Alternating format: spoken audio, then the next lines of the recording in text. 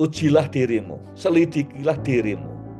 Apakah Yesus masih bertahta di sana? Apakah dia yang masih menuntun, memimpin? Apakah suaranya paling keras dalam hatimu, dalam pikiranmu, atau suara yang lain? Pada saat menghadapi peperangan, musuh utamanya kebimbangan. Ya, pemimpin harus resolve, ya maju bergerak. Tapi kalau pemimpinnya bimbang, pasukannya bisa hancur. Tidak tahu tantangan kita itu atau serangan iblis itu segede gunung sebesar apapun, tetap anugerah Tuhan lebih daripada itu.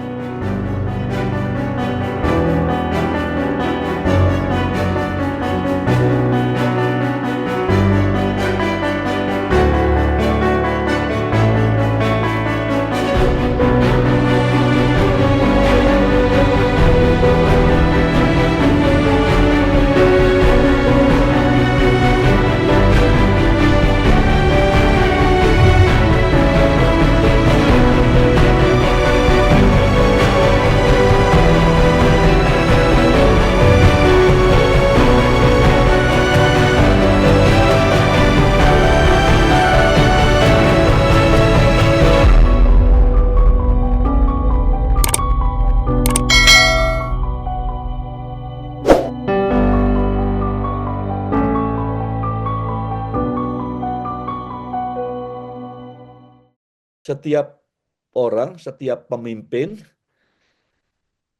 in one moment atau lebih dalam hidupnya, dia memiliki atau menghadapi yang namanya self-doubt, ya, kebimbangan personal, pribadi dalam hidupnya.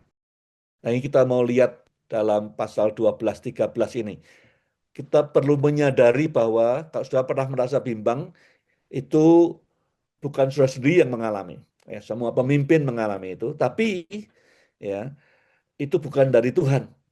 Ya, jadi harus tahu bagaimana cara mengatasinya. Salah satunya adalah firman Tuhan. Zaman sekarang memang kita banyak bisa dengar firman Tuhan streaming, YouTube. That's okay, tidak salah. Ya, ada yang juga baca renungan pagi, banyak buku devotion. Ya, tidak salah. It's bagus menolong kita memahami lebih. Tapi yang tidak kalah pentingnya, bahkan lebih penting adalah berinteraksi dengan firman Tuhan sendiri. Tidak harus balapan cepat-cepatan selesai.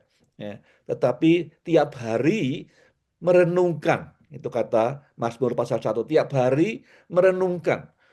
Mau satu pasal, mau kemarin ada orang bilang di sini 20 pasal tiap hari, mau cuman 10 ayat. Tapi tiap hari merenungkan firman. Ya, bergaul dengan firman. Karena firman itu pelita, menerangi yang gelap dalam hidup kita di dunia ini juga. Pelajaran pertama yang saya peroleh di dalam pasal 12-13 ini adalah 4 wajah kepemimpinan Paulus di Korintus.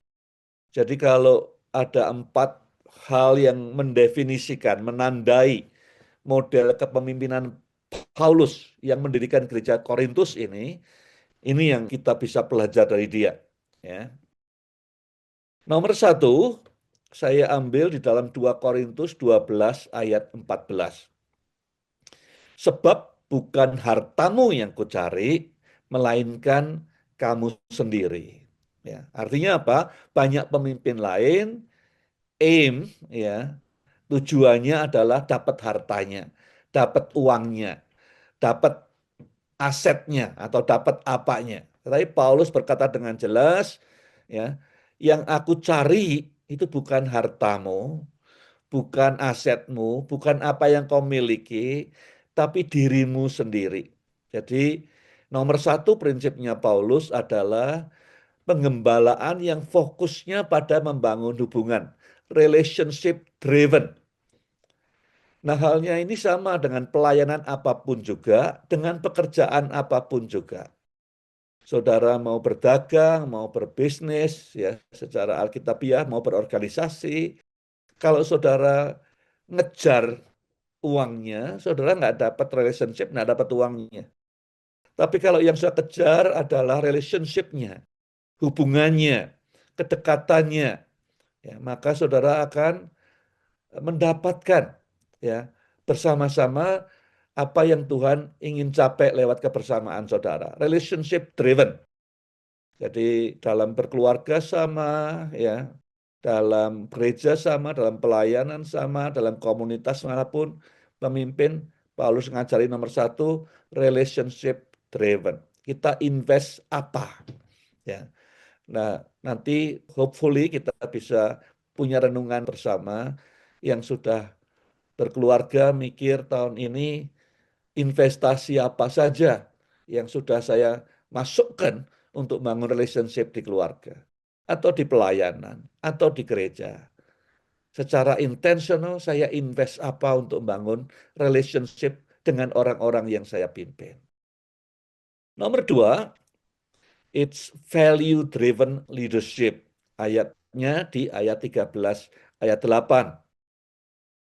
Kami tidak dapat melakukan, kata Paulus, hal-hal yang bertentangan dengan kebenaran. Tidak bisa.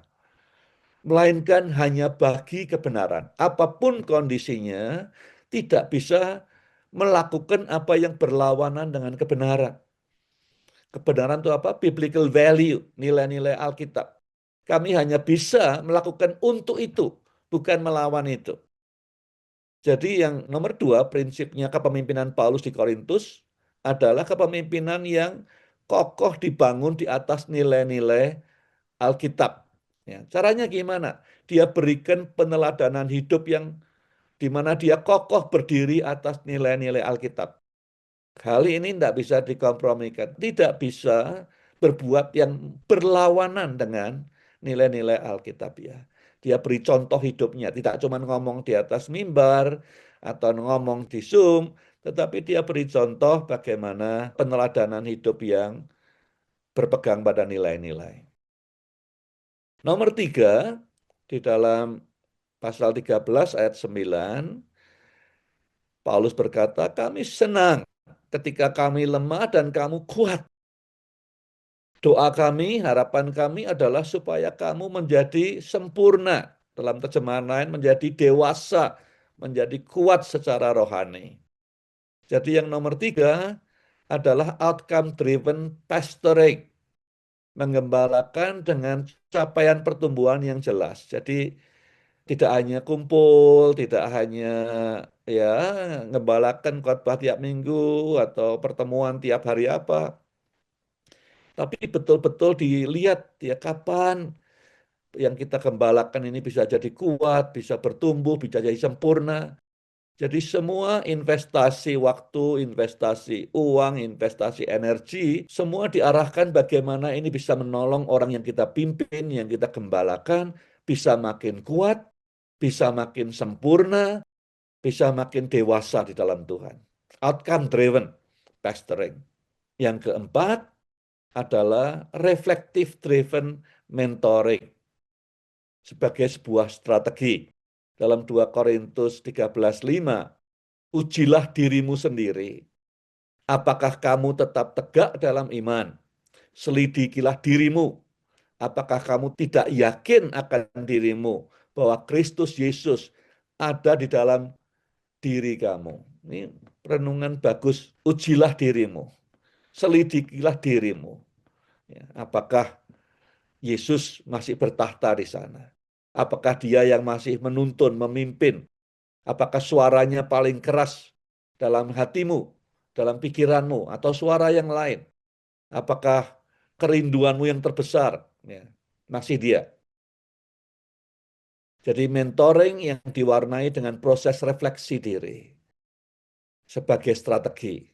Jadi kalau kita ngingetin orang yang kita mentoring untuk refleksi, uji diri, ya, ini sebagai proses monitoring strategi, ya, supaya dari waktu ke waktu kita tetap di jalur yang benar. Ya, mendorong disiplin refleksi diri untuk menjaga agar mereka tetap di jalur yang benar. Dorong orang-orang sudah pimpin untuk ya sebulan sekali atau 3 bulan sekali ambil waktu solitude refleksi. Apakah Yesus masih tetap menjadi yang paling utama dalam hidup kita? Apakah suaranya paling keras? Apakah kerinduannya kepada Dia itu yang paling besar?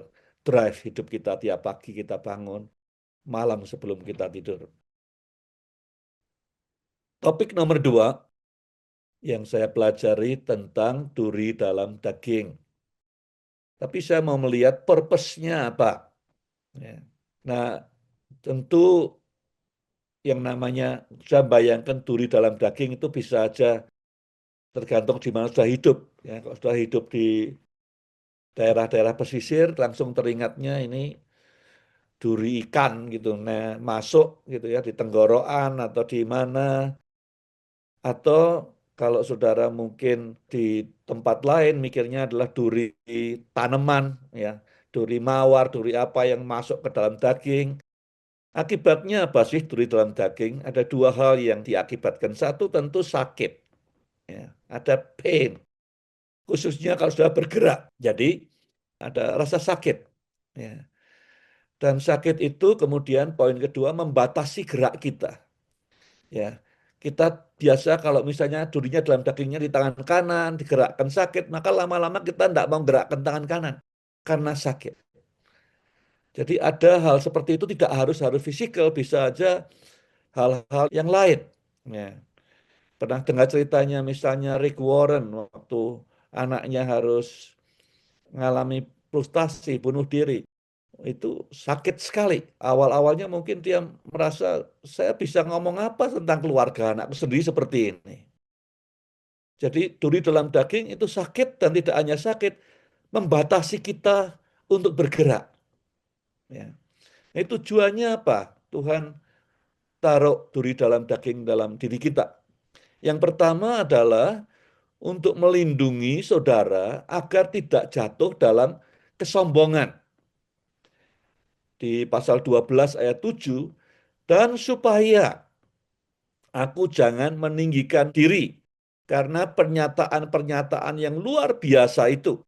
Maka aku diberi suatu duri dalam dagingku, yaitu seorang utusan iblis untuk mengecoh aku, supaya aku jangan meninggikan diri. Pride, meninggikan diri. Ini serius. Ya. Yang paling banyak dipakai oleh iblis menjatuhkan pemimpin-pemimpin Kristen apa? Pride, meninggikan diri, merasa dia tidak bakal jatuh, ya, mengentengkan, meremehkan. Yang banyak menghancurkan keluarga apa? Pride. Ya. Bukan soal beda selera makanan, bukan soal beda hobi, tetapi pride. Kalau pride ada, kita tidak bisa respect orang lain, kita respect hanya diri sendiri. Kalau kita tidak bisa respect pasangan kita, itu titik pertama di mana keluarga hancur. Ya, istri respect suami, suami respect istri, baik di depan umum maupun tidak di depan umum. Tidak ada respect, itu adalah benih daripada pride ini. Dalam organisasi, dalam pelayanan. Dampak karena apa? Karena kesatuan hati. Yang bisa mecah kesatuan hati apa? Pride. Ya. Ketinggian hati. Tidak mau tunduk pada yang lain. Kesombongan. Jadi semua sumbernya dari sini. Itu karena begitu besar sayangnya Tuhan pada Paulus dan pada saudara semua. Ya, diizinkan duri dalam daging. Tujuannya yang utama supaya aku tidak meninggikan diri. Tentu sakit, namanya duri dalam daging. Tentu sakit. Dan kadang kita harus paksakan gerak walaupun sakit. Ya, kalau gerak sakit jangan tidak bergerak, tetap gerak. Cuman kita sadar setiap kali kita gerak sakit kita sadar ya ini anugerah Tuhan supaya jangan sampai saya sombong. Yang nomor dua di dalam 2 Korintus 12:9, sebab justru dalam kelemahan kuasaku menjadi sempurna. Sebab itu terlebih suka aku bermegah atas kelemahanku supaya kuasa Kristus turun menaungi aku. Jadi yang nomor dua, kita ini menerima duri dalam daging, kelemahan, ya, sakit itu tujuannya supaya Tuhan bisa menyatakan kemuliaannya, kuasanya secara penuh. Nah, tapi kita ini seringkali secara manusia, saya termasuk, ya, pengennya kita tidak lemah, pengennya kita kuat, kita bisa kontrol, kita bisa nentukan, kita punya kedudukan, kita punya posisi, kita punya power to decide. Tapi sesungguhnya kalau kita makin dekat dengan Tuhan, kita menyadari bahwa dengan kekurangan kelemahan kita, ya, dengan duri dalam daging, Tuhan punya venue yang lebih luas, arena yang lebih luas untuk menyatakan His full power, kuasanya yang penuh sama sekali. Ya. Pada saat orang dengar kesaksian kejadian sembuh dari kanker, sembuh dari apa, pada saat kita tidak bisa berbuat apa-apa lagi, disitulah Tuhan punya kesempatan yang seluas-luasnya memanifestasikan kuasanya yang besar. Yang nomor tiga, tujuannya duri dalam daging apa? Tentang hal itu, aku sudah 3 kali berseru kepada Tuhan, supaya utusan iblis itu mundur daripadaku. Tapi jawab Tuhan kepadaku, cukuplah kasih karuniaku bagimu. Jadi yang ketiga, untuk melepaskan, rilis kasih karunia Tuhan atas hidup kita. Karena ya kasih karunia itu pasti akan melebihi duri dalam daging. Jadi kalau kita ngalami duri dalam daging, durinya panjang, tetap kasih karunia lebih besar. Karena kasih karunia Tuhan itu cukup. Ya, ada lagu dulu, kemurahanmu lebih daripada hidup.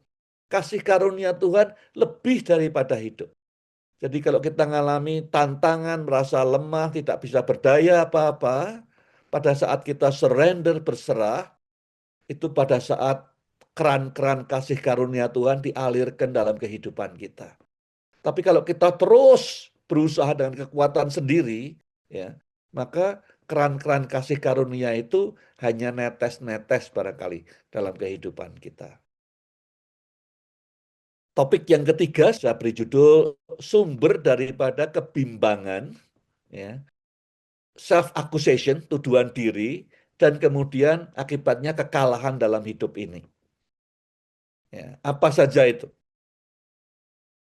Yang pertama, ya, tuduhan yang pertama yang disampaikan orang Korintus kepada Paulus ada di pasal 12 ayat 16-17.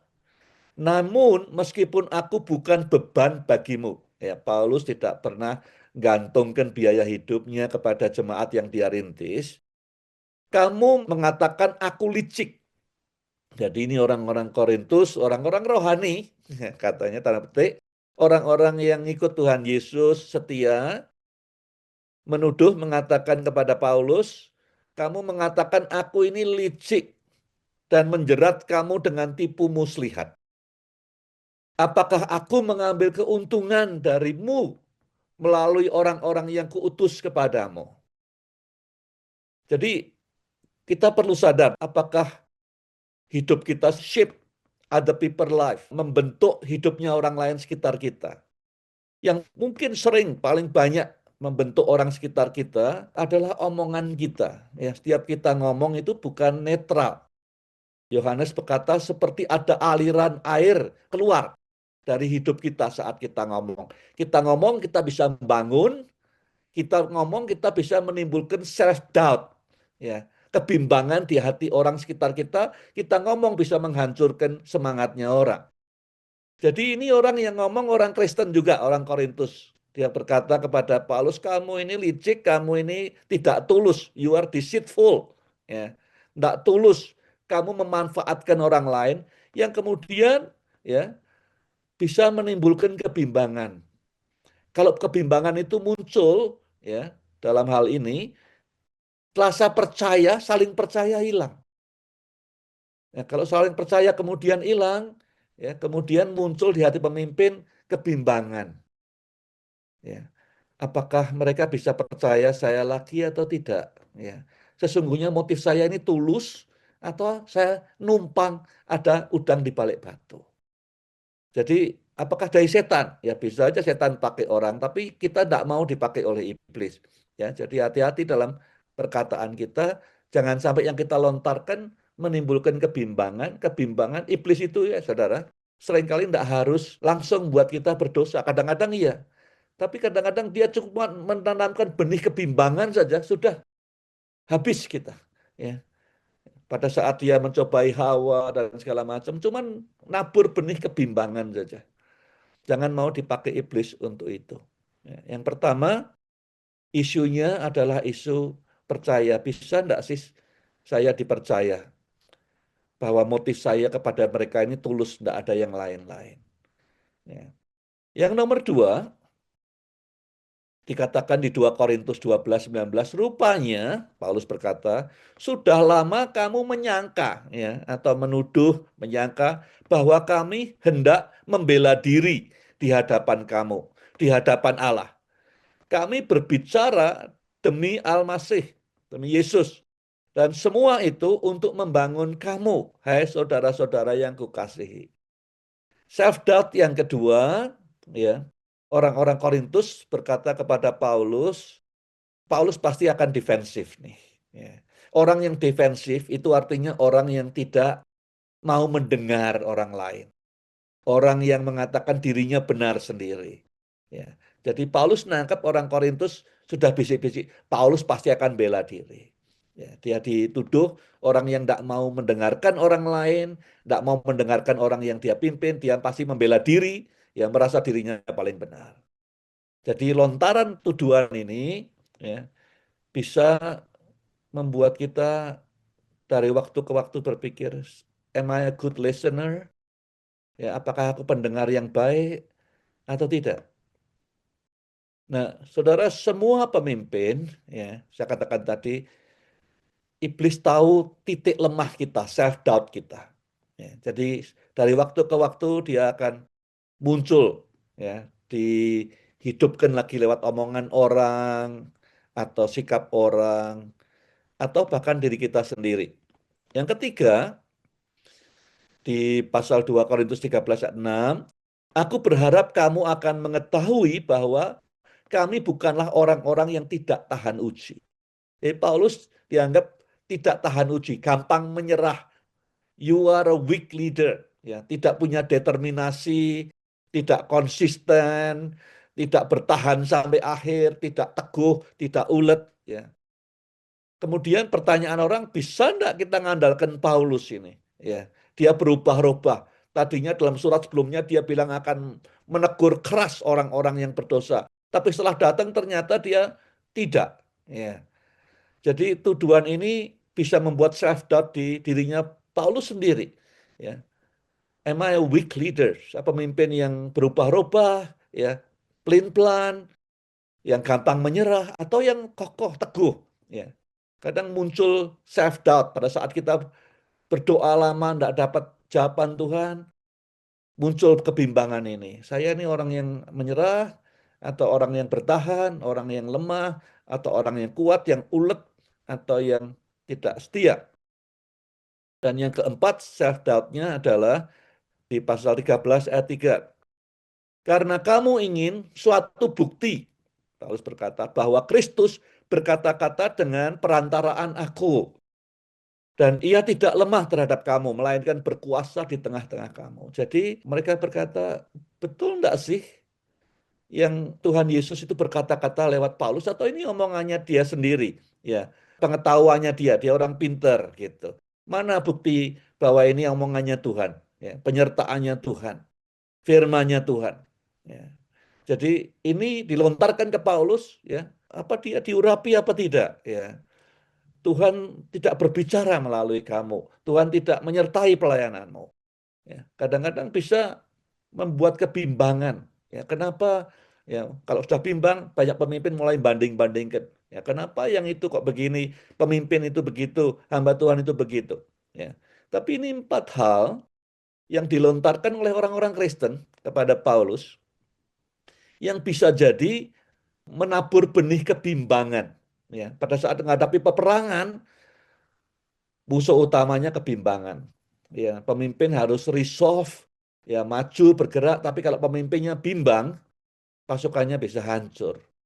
Dan iblis tahu ya titik di mana kelemahan karena pengalaman masa lalu, karena kita dibesarkan bagaimana ada titik tertentu yang berulang kali datang dalam kehidupan kita, memunculkan kebimbangan lagi dalam kita.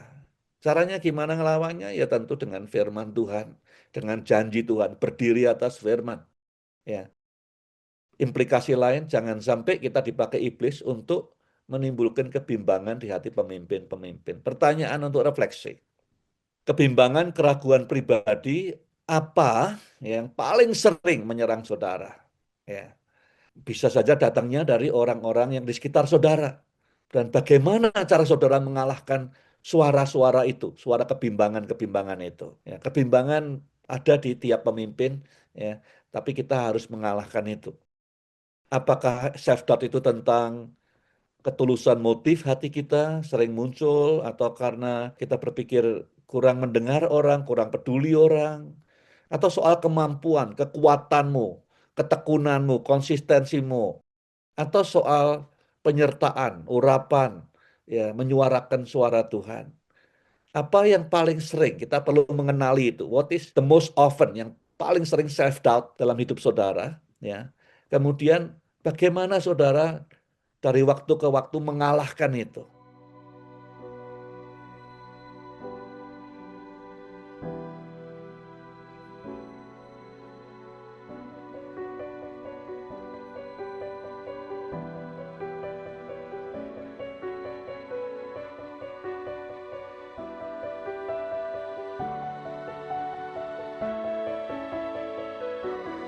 Kebimbangan itu awal daripada kekalahan, atau juga membuat kita tidak mau berbuat apa-apa, ya, karena merasa tidak ada confidence. Jangan kecil hati kalau saudara mengalami self doubt seperti itu. Saudara tidak sendirian, ya. Orang yang paling hebat sekalipun, ya, bahkan Elia, ya, salah satu nabi yang paling besar di perjanjian lama, mengalami self doubt. Musa mengalami self doubt. Ya, banyak orang mengalami punya self doubt, tapi bisa mengatasi dengan pertolongan Tuhan dan komunitas di sekitarnya. Nah, sekarang apa yang membuat sumbernya supaya kita tetap kuat, makin kuat, iman, dan akhirnya kemenangan. Yang pertama di 2 Korintus 12 ayat 2. Aku mengetahui seseorang dalam Kristus yang 14 tahun lalu, ya, menarik sekali Paulus ini. Ya, angka 14 dipakai di sini. Ya, waktu dia habis bertobat, dia juga 14 tahun nyepi, ya, belajar di tempat asalnya. Kemudian di Matius pasal 1, silsilah Tuhan Yesus juga ada 14, 14, 14. 14 tahun yang lalu telah dibawa ke surga tingkat 3. Entah di dalam tubuhnya, aku tidak tahu. Atau di luar tubuh, aku juga tidak tahu. Allah yang tahu. Yang pertama, sumber kekuatan kita adalah perjumpaan dan pengalaman pribadi dengan Tuhan. Paulus punya pengalaman pribadi dengan Tuhan, ya. Tidak semua punya pengalaman yang sama. Ya, Paulus dibawa ke Firdaus, jadi personal encounter, pengalaman pribadi. Ya, saya kalau interview orang selalu saya nanya, tell me the highest point. Ya, satu pengalaman pribadi, encounter dengan Tuhan. Entah lewat firman-Nya, entah lewat doa, entah lewat apa, tapi ada tidak, ya, perjumpaan dengan Tuhan. Karena itu merupakan sumber kekuatan yang luar biasa. Ya. Dia ngalami apapun, mau di penjara, mau kapal karam, mau apa yang dia alami bersama Tuhan. Ya, perjumpaannya dengan Tuhan secara khusus itu kekuatan yang tidak bisa dipatahkan. Jadi saya dorong semua saudara untuk treasure ini. Perjumpaanmu dengan Tuhan di treasure. Tahun ini ada nggak perjumpaan dengan Tuhan? Di treasure, dihargai, dicari.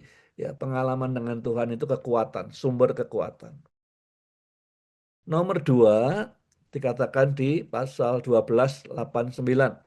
Tentang hal itu aku sudah 3 kali berseru kepada Tuhan, supaya utusan iblis itu mundur daripadaku. Ya. Tetapi jawab Tuhan kepadaku, cukuplah kasih karuniaku bagimu. Jadi ada jaminan dari Tuhan. Ya.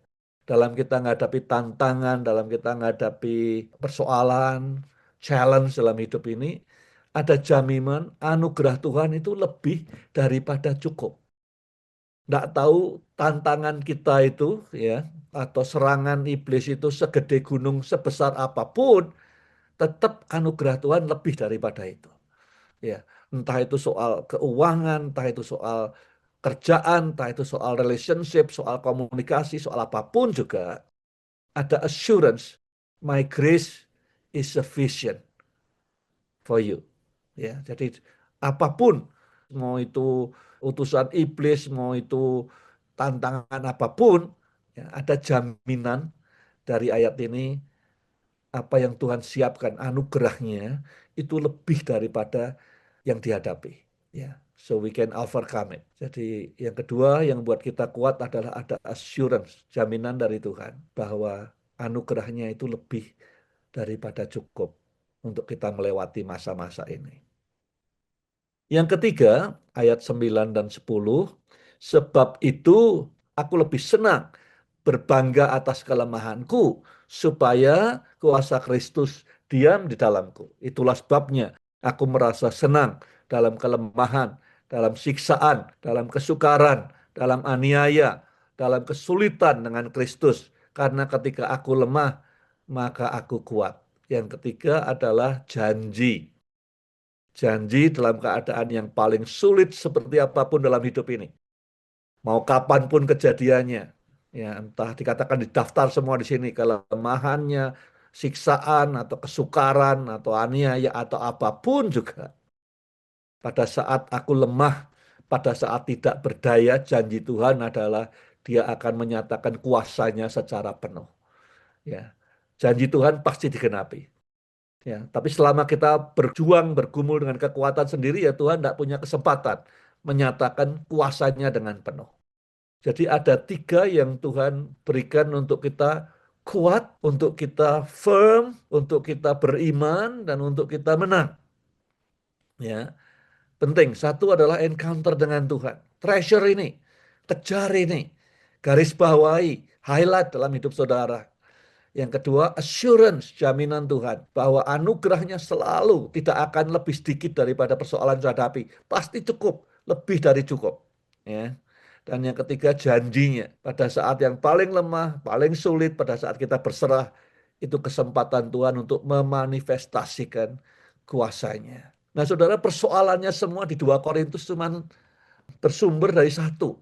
Kalau saudara lihat, ya, waktu di surat 1 Korintus, Paulus menegur, ini ada orang-orang yang berdosa hidupnya dengan percabulan, kok masih ikut perjamuan kudus, ikut dalam komunitas, bergaul dengan kamu, kayak tidak ada apa-apa. Paulus bilang di 1 Korintus, kalau mereka tidak mau hidup dalam firman, ya harus disingkirkan dari komunitas, akan menjadi ragi yang buruk. Oleh itu mereka kemudian bertobat. Orang-orang ini bertobat, tetapi orang-orang di Korintus yang lain tidak bisa menerima mereka. Ya, tetap dianggapnya orang berdosa, orang yang buruk dan segala macam. Jadi waktu Paulus datang, mereka pikir Paulus akan menghukum mereka ini. Tapi Paulus melihat pertobatan mereka. Mereka udah bertobat, udah berubah. Sekarang sangat berduka karena kesalahan masa lalunya dan tidak bisa diampuni oleh jemaat di Korintus. Jadi Paulus kemudian merangkul mereka oleh orang-orang Kristen di Korintus. Dianggap ini kelemahan. Loh, kamu dulu bilang di lewat suratmu, kamu akan menghukum mereka dengan tegas. Sekarang kok malah menerima mereka. Pelin-pelan gitu. Ya. Nah, mereka tidak ngerti the power of forgiveness. Persoalannya cuma di situ. Panjang lebar suratnya adalah bahwa Paulus datang lihat pertobatan dan mengatakan terima kembali. Mereka tulus bertobat, perlu diterima. Jangan sampai mereka berduka, Tuhan sudah ngampuni, kalian tidak bisa ngampuni. Jadi permasalahannya di forgiveness. Saya ketemu quote dari Gandhi, dia bilang, the weak can never forgive. Orang yang lemah, penakut, tidak akan pernah bisa mengampuni. Karena forgiveness is the attribute of the strong. Karena mengampuni itu adalah ekspresi watak daripada orang-orang yang kuat dan pemberani. Yesus alami hal yang sama. Dia disalibkan. Karena apa? Karena mau mengampuni saudara dan saya. Forgiveness is costly. Karena saudara tidak bisa meluaskan dendamnya, marahnya. Itu cost-nya. Tapi pada saat yang sama, it release you. Ya, untuk bisa hidup fulfilling dan bahagia. Jangan sampai masih ada yang tidak diampuni dalam hidup saudara. Masih ada relationship yang broken. Semua orang punya kekeliruan. Ya, bisa saja Kalau orang itu kemudian bertobat, ya harus diampuni sebagai Tuhan mengampuni. Periksa jiwa, hati, ya.